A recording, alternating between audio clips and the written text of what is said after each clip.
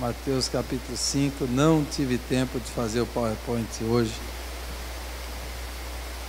Mateus 5. A terça-feira passada eu falei sobre a felicidade segundo o livro dos Salmos. E hoje eu vou falar sobre a felicidade segundo o Senhor Jesus. Mateus capítulo 5.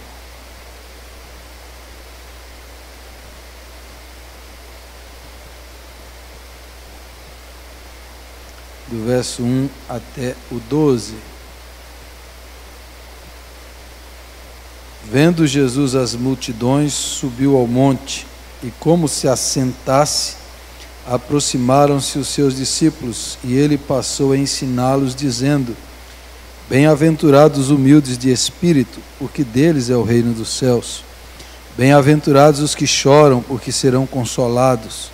Bem-aventurados os mansos, porque herdarão a terra. Bem-aventurados os que têm fome e sede de justiça, porque serão fartos. Bem-aventurados os misericordiosos, porque alcançarão misericórdia. Bem-aventurados os limpos de coração, porque verão a Deus. Bem-aventurados os pacificadores, porque serão chamados filhos de Deus. Bem-aventurados os perseguidos por causa da justiça, porque deles é o reino dos céus. Bem-aventurados sois quando por minha causa vos injuriarem, vos perseguirem, e mentindo disserem todo mal contra vós. Regozijai-vos e exultai, porque é grande o vosso galardão nos céus, pois assim perseguiram os profetas que viveram antes de vós. Amém. Esse é o início do Sermão do Monte.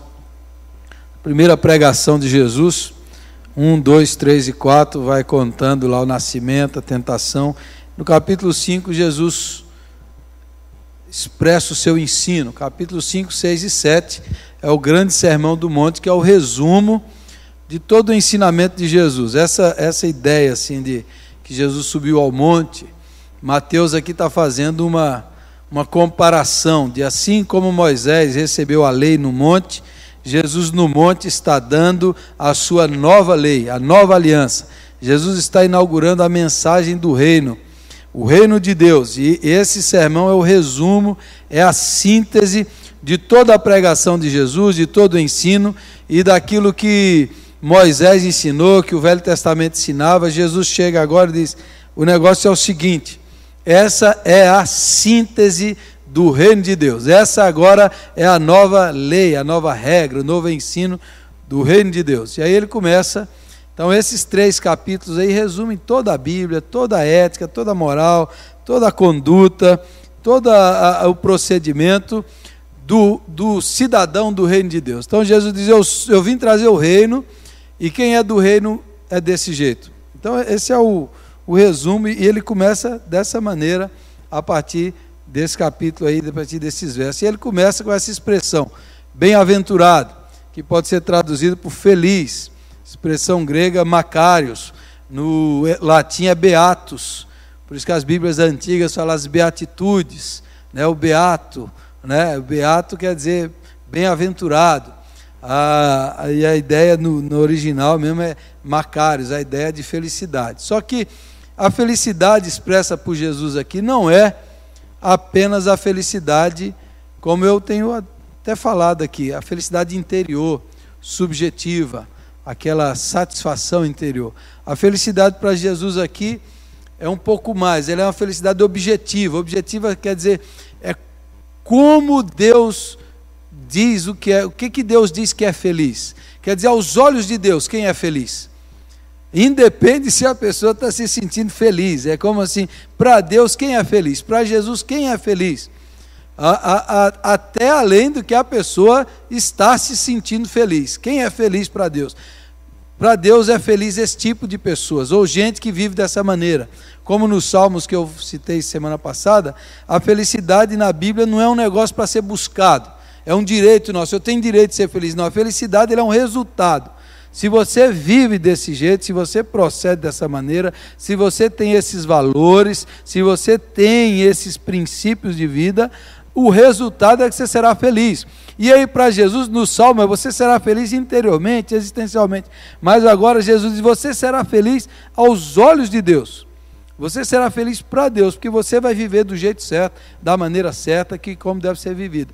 E aí, esse Sermão do Monte inteiro, há uma clara oposição. Jesus está invertendo os valores, está dizendo, olha, o fluxo desse mundo, o fluxo dessa sociedade é o seguinte, o meu fluxo, o meu ensino é o contrário.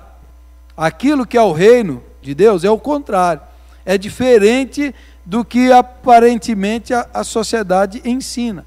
Ou seja, aos olhos humanos, da maneira comum, feliz é o cara orgulhoso. Feliz é aquele que faz o que pode fazer, é aquele que deseja e realiza. Feliz é aquele que não passa vontade. Feliz é aquele que não passa gosto. Feliz é o cara que é satisfeito, que tem posses, que tem condições. Feliz é aquele que faz o que quer. Essa é a sociedade. Essa é a sociedade. E vem Jesus e fala o contrário. Jesus fala o contrário. Tem um filósofo, um alemão, que causou um estrago na filosofia, o Nietzsche. O Nietzsche falava, esse ensino de Jesus aqui é ensino para fraco, para covarde, é uma vergonha, é uma abominação esse negócio que Jesus fala. Porque Jesus vem priorizar a fraqueza, Jesus vem priorizar a humildade, a gente deveria enfatizar a força, é o poder, é a potência do ser, dizia o Nietzsche. Então, o Nietzsche está no fluxo desse mundo, era filho de pastor e neto de pastor, Nietzsche, né? E era um ateu, e ele escreveu isso um ano antes de ficar louco, e quando ficava louco, ele abraçava a cruz, chorava, né? Bem louquinho, louco, Nietzsche, mas alguns até acreditam que ele se arrependeu disso. Mas assim, o Nietzsche segue isso daí, e o Nietzsche, alguns dizem que ele influenciou o Hitler, o nazismo, essa coisa da força, do poder. Feliz é aquele que tem poder, feliz é o cara que não passa vontade, feliz é esse que realiza tudo que quer. Esse é o fluxo desse mundo. Agora vem Jesus e fala o contrário. Não é a felicidade, não é isso daí. A felicidade aos olhos de Deus é outra coisa. E aí Jesus estabelece os valores do cidadão do reino de Deus. Porque o reino de Deus, Jesus dele virá, mas ele já chegou. Então vocês, meus discípulos, vão viver segundo os valores desse reino, não mais o reino de Herodes, de Pilatos, de César, de Roma, é o meu reino, e no meu reino essa é a ética, essa é a conduta, esses são os valores, esse é o procedimento, esses são os valores principais. E ele começa, as 8 bem-aventuranças, são 8 bem-aventuranças. Primeira bem-aventurança, humildade. Bem-aventurados os humildes de espírito, porque deles é o reino dos céus. Aí na história tem uma tradução, fala assim, bem-aventurados os pobres de espírito. Aí no passado o pessoal fala, feliz é o pobre. Então a igreja incentivava, você tem que ser pobre, venda tudo que tem e vai ser um pobre, porque aí você vai ser salvo, você ficar rico você não vai. Aí o pessoal entendeu isso aí literalmente, pobreza literalmente, só que o Mateus coloca, os pobres de espírito, ou humildes de espírito. Aí, hoje em dia, quando você quer falar de alguém que é meio pobre, você não quer dizer que é pobre, você fala assim, ele é humilde. Aí confunde tudo, o significado da coisa, o que é pobre, o que é humilde. Aí, em vez de ajudar, complica. Né? O que é humildade? O que é humildade? Até à luz do que eu falei terça-feira passada, daquela experiência que eu contei, de confiar em si mesmo. Será que confiar em si mesmo do jeito que eu falei é ser orgulhoso? É ir contra a humildade? O que é humildade? O que é ser humilde? E assim, para saber quem é humilde e julgar quem é humilde é só Deus.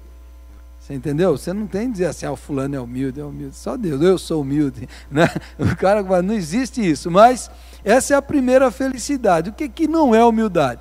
Humildade aqui, humildade de espírito, não é pobreza material. Não é pobreza material. O jeito que é pobre material, às vezes ele é soberbo, ele é orgulhoso. Não é isso. Humildade de espírito também não é aquela baixa autoestima. Você fala, eu não presto para nada, eu não sei o quê. Aí o cara fica só se lamentando. Isso aqui prejudicou muita coisa. O desprezo a si mesmo, o ódio de si mesmo. O que Jesus quer dizer com humildes de espírito como a primeira das bem-aventuranças? Né? Humildade de espírito. Pobre de espírito. Jesus está falando aquele que depende de Deus. Aquele que depende de Deus para a sua salvação. aquele que depende da graça. A primeira bem-aventurança: ninguém pode ser salvo sem se arrepender, sem se humilhar, sem olhar para si mesmo e dizer: eu não sou digno, eu não sou merecedor. Mas o Senhor, por sua misericórdia, por seu favor, eu preciso do seu favor, eu preciso da sua graça, eu necessito. Quer dizer, essa é a porta da salvação, é a primeira virtude, é a porta, é a mãe de todas as outras. É você chegar e dizer: eu não sou capaz, eu não sou digno da salvação, eu não sou merecedor da salvação, eu não sou digno de Deus, eu não tenho virtudes morais, éticas, eu não consigo. Então, para entrar no reino, o cara tem que se humilhar, falar assim: Senhor, eu não mereço, eu não sou digno. Essa é a essência da humildade.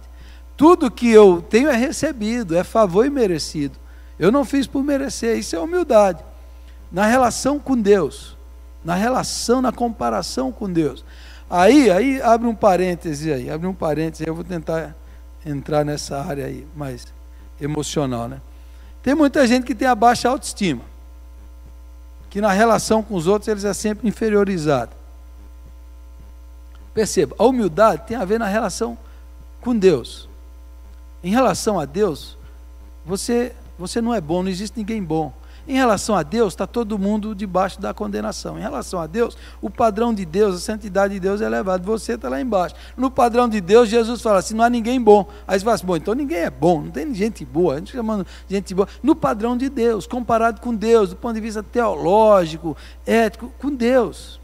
Ninguém tem mérito para a salvação. Agora, do ponto de vista da humanidade, dos relacionamentos, do ponto de vista humano, se você trabalha, você tem mérito, você é merecedor do seu trabalho. Do ponto de vista humano. Do ponto de vista humano, você que tem um dom que Deus lhe deu, uma virtude que Deus lhe concedeu, um talento que Deus lhe concedeu, você pode se alegrar nisso daí. Você que foi constituído, você recebe com grata humildade: o Senhor me deu, e se autoafirmar nessa dádiva que o Senhor deu, nessa dádiva que o Senhor concedeu. Então não é muito saudável você viver sempre como os amigos meus dizem: Senhor, eu sou um verme desgraçado, pecador. Não é saudável você viver assim, você se vê sempre assim. Agora você foi perdoado, você tem a imagem de Cristo refeita em você, então eu sou um príncipe de Deus. Eu sou um eleito de Deus, e Deus me deu dons do seu Espírito. Nesses dons eu me afirmo, nesses dons eu me estimo, nesses dons eu me alegro, porque Deus me amou. Então, humildade não é essa mentalidade abjeta, de autodesprezo, de autocondenação, de baixa autoestima. Humildade é você reconhecer diante de Deus que você não é digno, não é merecedor, e tudo que você tem é dádiva, é bondade, é misericórdia de Deus na sua vida. Agora, se alegrar nessas dádivas, se amar nessas dádivas, não é orgulho, é gratidão e satisfação naquilo que o Senhor tem dado. Amém? Esse ensino da humildade já prejudicou muita gente.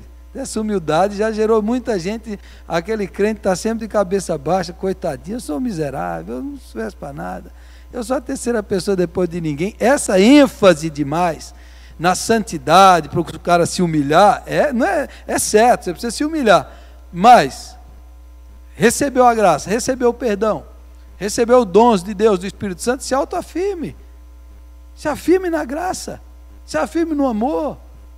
Levante a cabeça, entendeu? É perdoado. Você não é mais galinha, você é águia. Lembra dessa pregação? Está gravada aí, ouça de novo para você gravar. Você entendeu? Então, aí a humildade é o quê? É eu aceitar o lugar que Deus me deu. Eu não posso querer ir além do que Deus me deu, mas também não posso ser aquém da possibilidade que Deus me concedeu.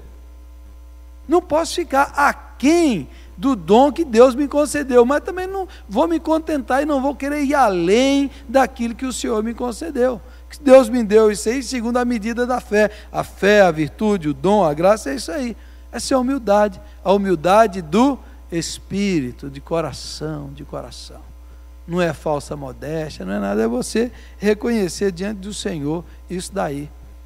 em nome de Jesus. E aí o Senhor fala, se você, felizes são os humildes, porque deles é o reino dos céus. Você já está no outro reino, você não está mais no reino desse mundo, você não está mais no reino dos orgulhosos, você está no reino de Deus, no reino de Cristo, no reino do Senhor. Segunda bem-aventurança, bem-aventurados que choram, porque serão consolados. Então, bom, mas como é que eu vou ser, nesse mundo de feliz é o cara que está sempre sorrindo? Aí Jesus fala, não, mas você chora. Você chora primeiro por si mesmo, porque você não consegue o padrão de Deus.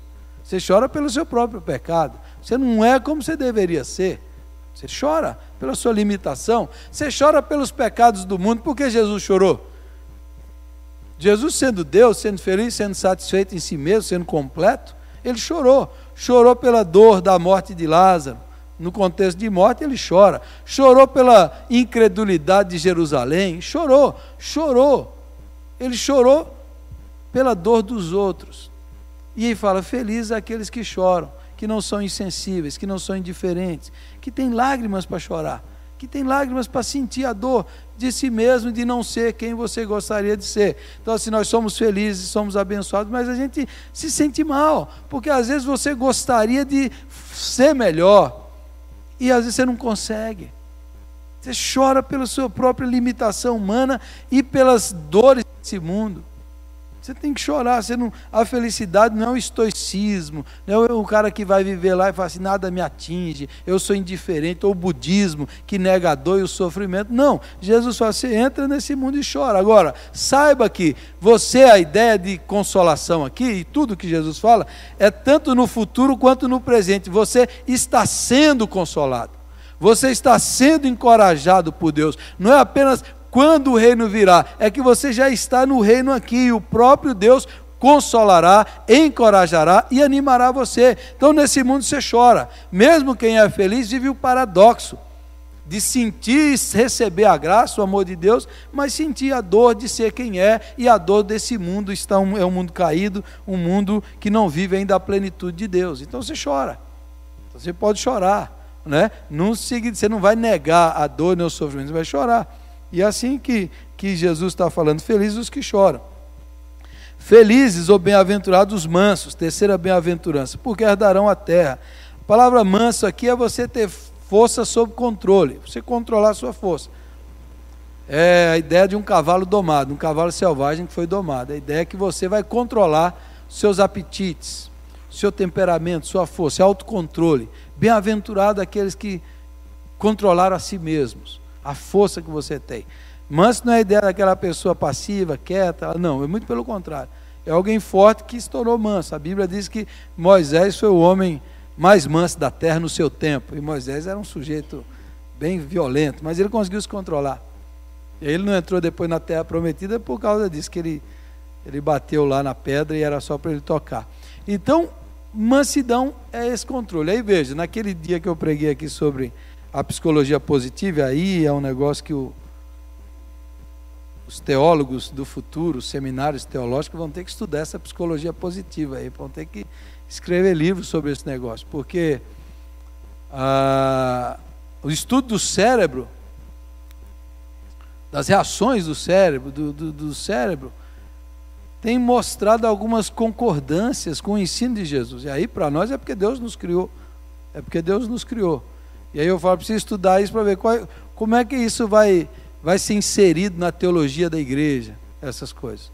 Então, por exemplo, nas forças da felicidade, que o Martin Seligman catalogou lá, uma das forças principais que geram felicidade nas pessoas é a força da moderação.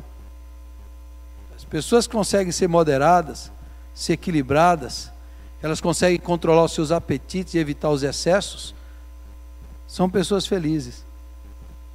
Ele fala, são 6 grandes forças do caráter da felicidade, que ele catalogou em toda a pesquisa que ele fez, todas as tradições filosóficas, religiosas e psicológicas, ele catalogou 6. E uma das grandes forças é a força da moderação.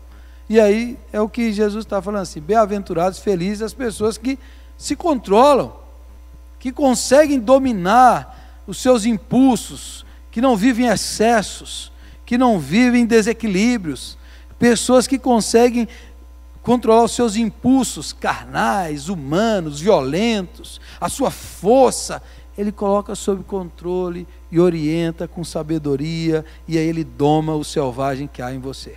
Às vezes, aí na filosofia hedonista, e aí que eu falo da coisa da psicologia, porque esses estudos a gente pensaria que o pessoal é ateu, eles levariam o estudo para realização de prazeres, isso é felicidade para esse povo que não crê em Deus, mas os caras estão falando, não é, eles estão falando que não é.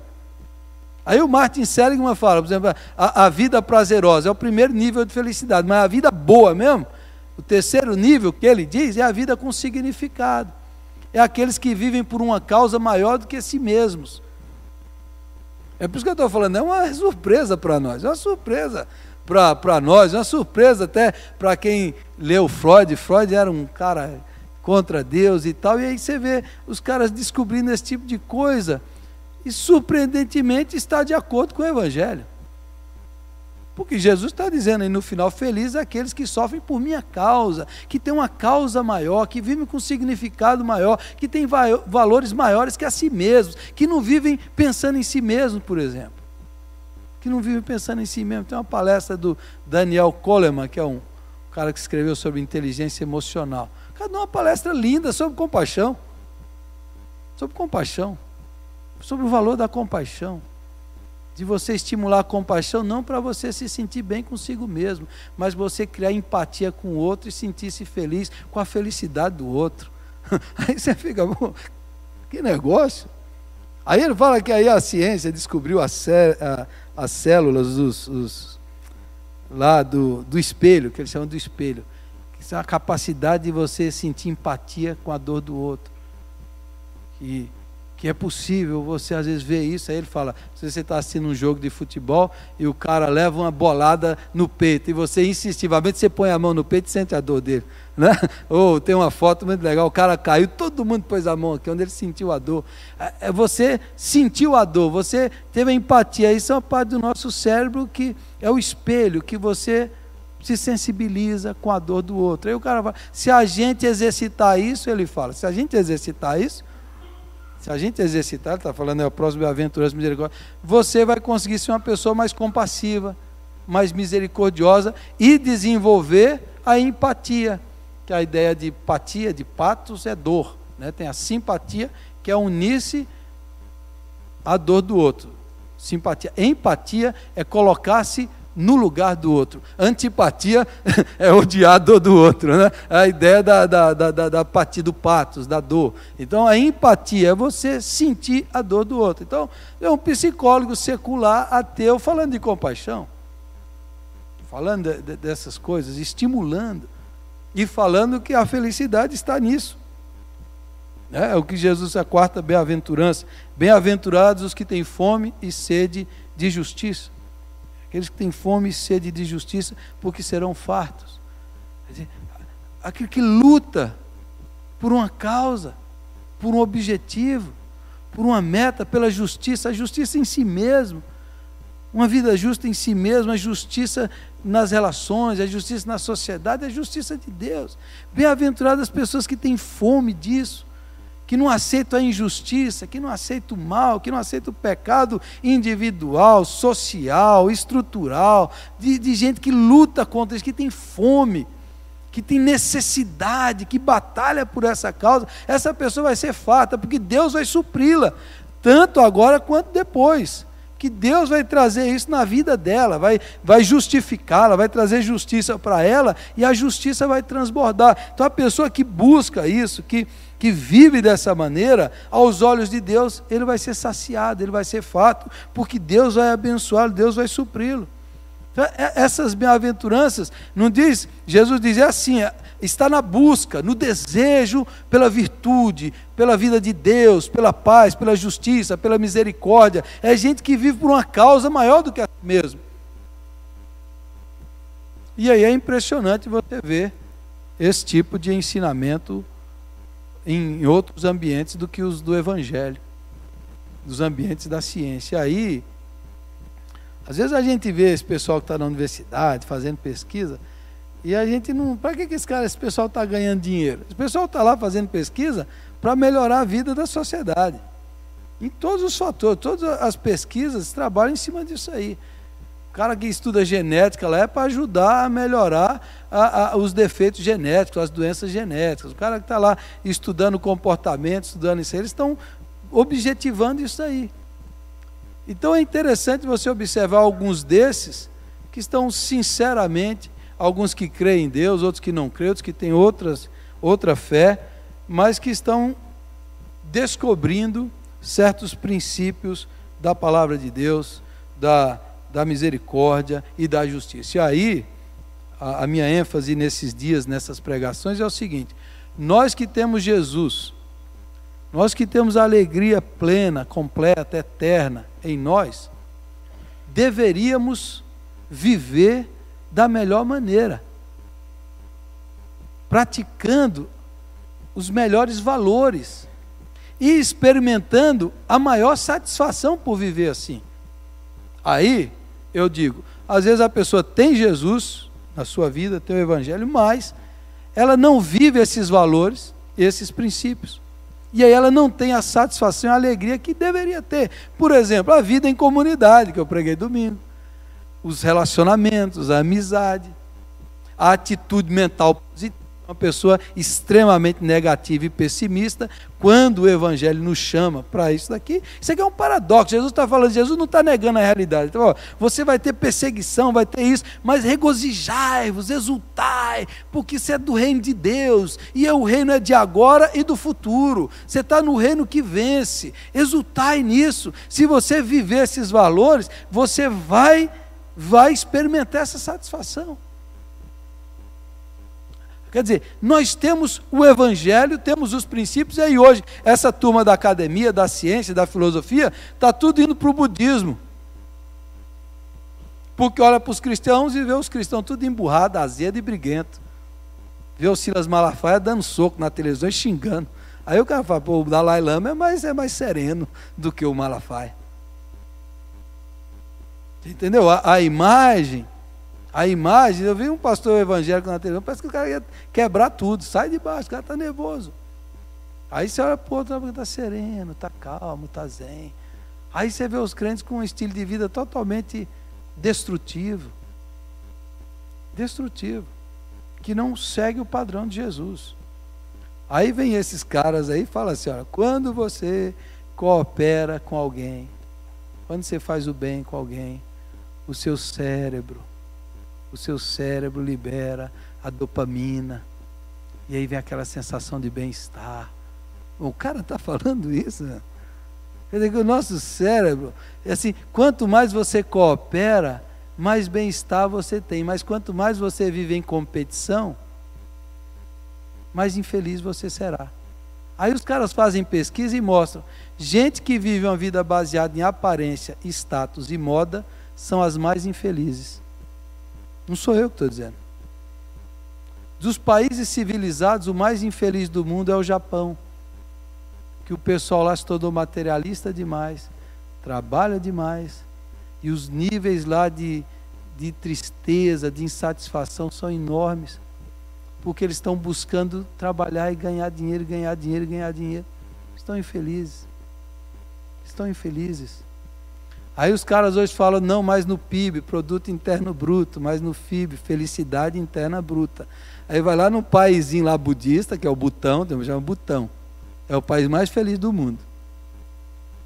Lá não desmata nada, o povo vive só, come coisa natural, na natureza. E aí você fala assim, mas a filosofia budista, eu falei, é enganosa. É enganosa, mas é uma filosofia. É uma filosofia, eles nem têm um Deus pessoal budista. É uma filosofia que faz o cara aceitar a vida, relacionar-se bem, tratar bem todo mundo.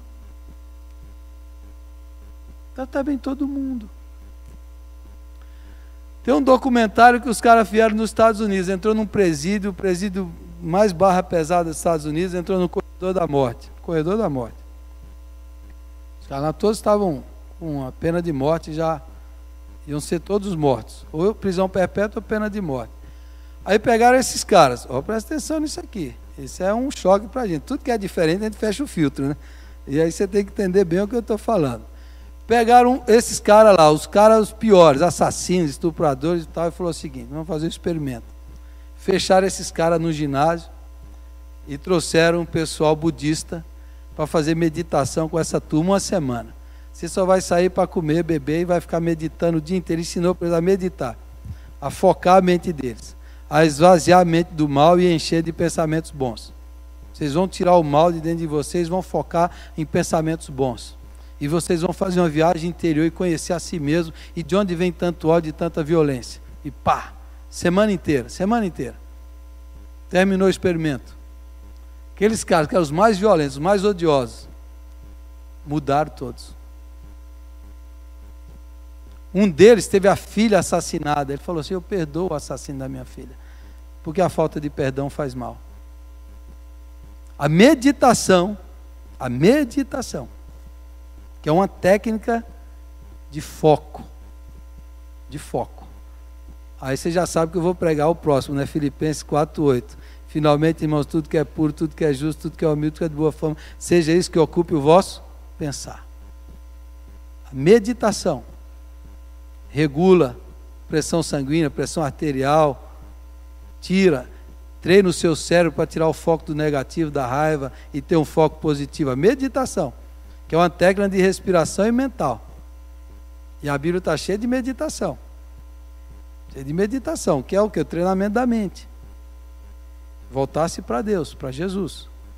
O budismo esvazia a mente e coloca pensamentos bons.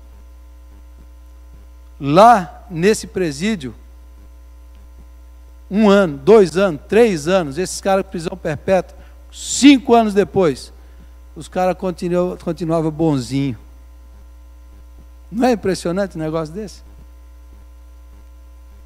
Não é impressionante um negócio desse? A meditação, você fala assim: ô pastor, esse negócio aí está defendendo o budismo? Não estou defendendo o budismo, irmão, eu estou falando para vocês assim, está tudo na Bíblia, está tudo na palavra de Deus, tudo na palavra de Deus. O Velho Testamento fala de meditação.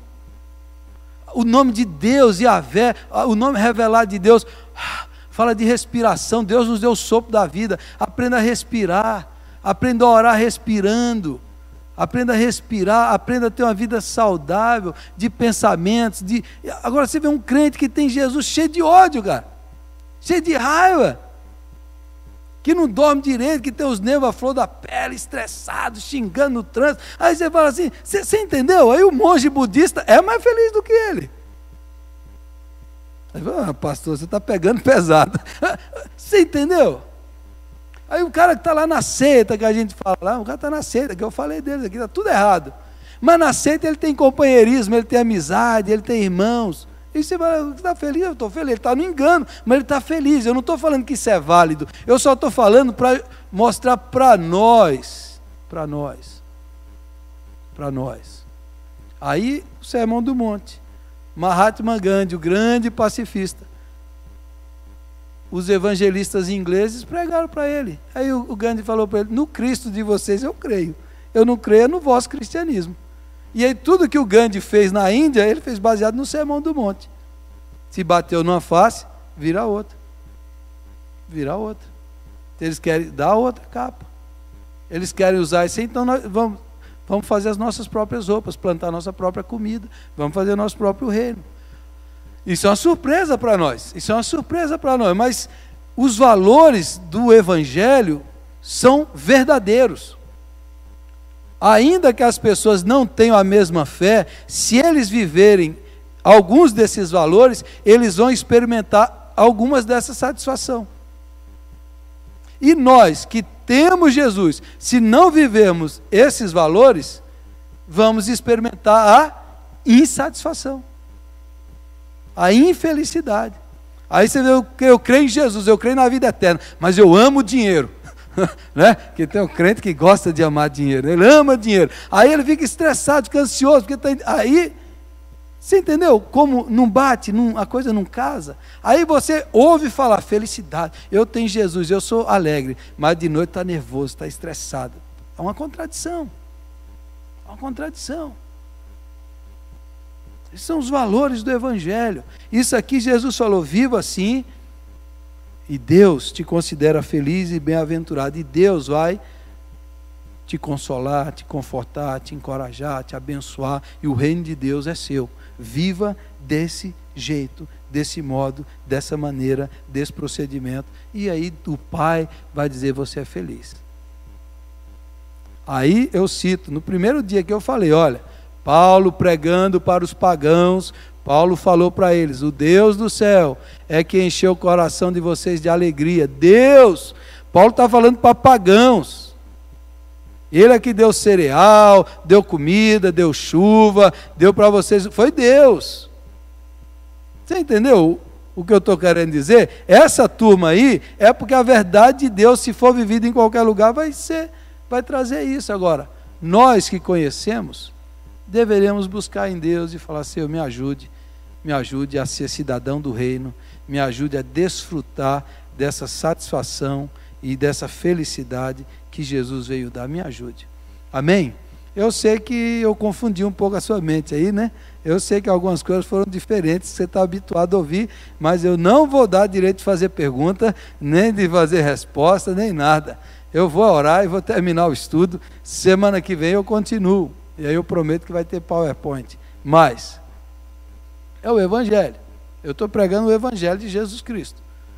E esses hábitos, e esses valores, e esses princípios são verdadeiros, são funcionais e são reais.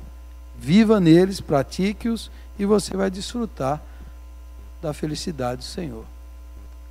Aí no final ali, que eu vou falar semana que vem, bem-aventurados quando vocês são injuriados, perseguidos e tal. Perguntaram para um cristão, tinha sido preso e tal lá: por que você não abandona Jesus? Por que você não entrega? Por que você não volta para o Islã? Aí ele falou assim: o melhor dia da minha vida foi o dia que eu conheci Jesus, e hoje eu sou a pessoa mais feliz do mundo.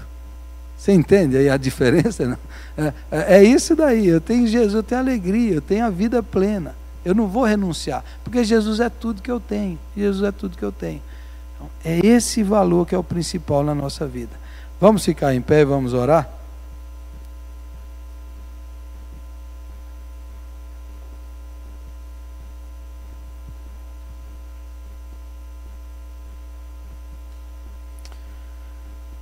Senhor, nosso Deus e nosso Pai, nós te louvamos por Tua palavra, por Tua graça e por Tua misericórdia.